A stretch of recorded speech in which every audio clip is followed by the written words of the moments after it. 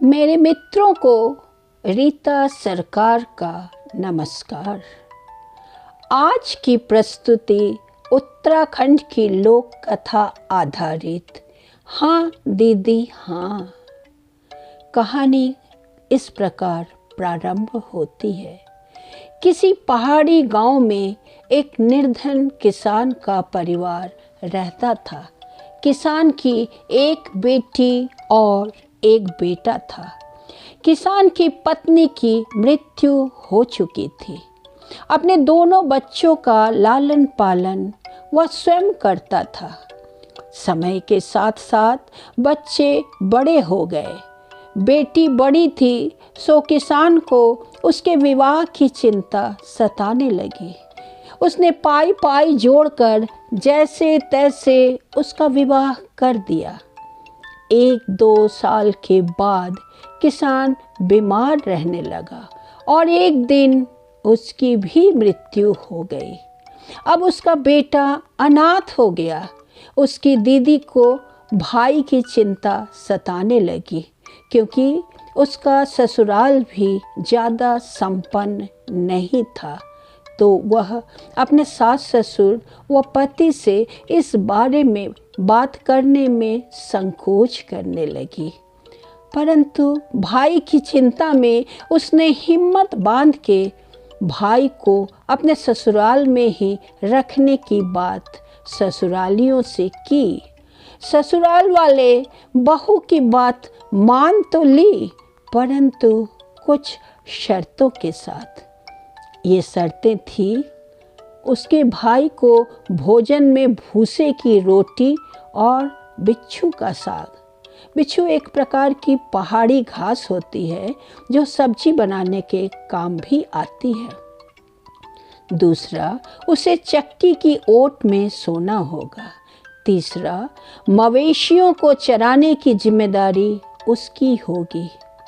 बहन को ये बातें बिल्कुल भी उचित नहीं लगी, परंतु भाई प्रेम और उसकी अकेले रहने की चिंता में उसने यह शर्तें मान ली। भाई ने भी परिस्थिति के अनुसार मन पसीज के यह शर्तें मान ली। अब भाई बहन के ससुराल में रहने लगा। धीरे धीरे भाई अब उस परिवेश में घुल मिल गया।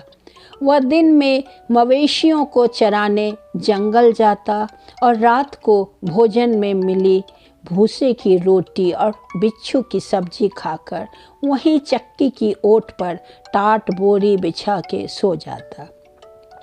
ऐसे ही वक्त बीतता गया। एक दिन मवेशियों को जंगल में चराते चराते उसे एक अनजान व्यक्ति मिला।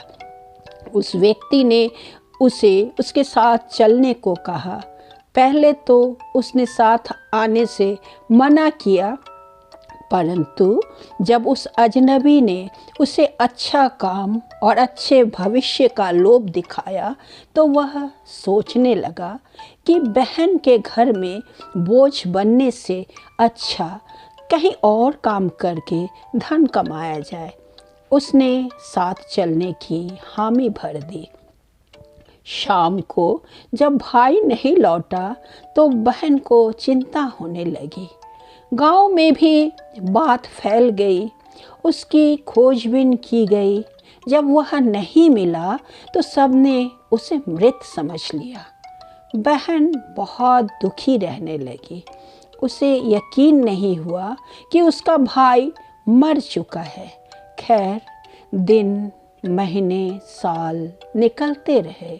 धीरे धीरे वह अपने भाई को भुलाती रही, लेकिन तीज त्योहारों में जब आस पड़ोस की औरतें अपने भाई से मिलने जाती या उनके भाई उनसे मिलने आते तो वह अपने भाई को याद करके आंसू बहाती।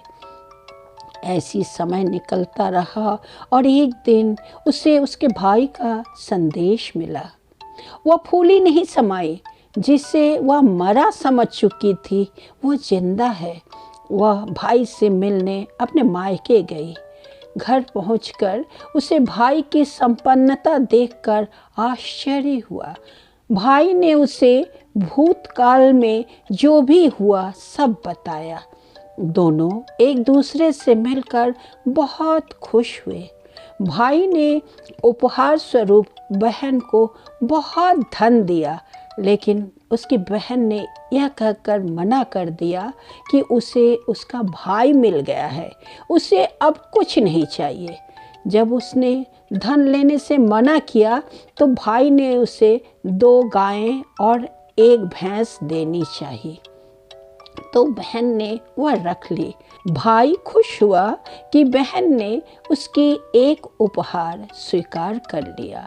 उसने गाय के गले में घंटी बांध दी और बहन के साथ भेज दिया।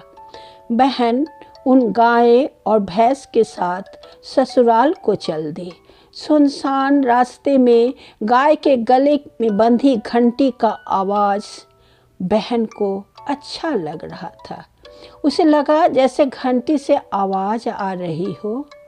भूसे की रोटी शिशुन की साग खाएगा? हाँ दीदी। चक्की की ओट में सोएगा? हाँ दीदी। झाड़ू की मार सहेगा? हाँ दीदी हाँ।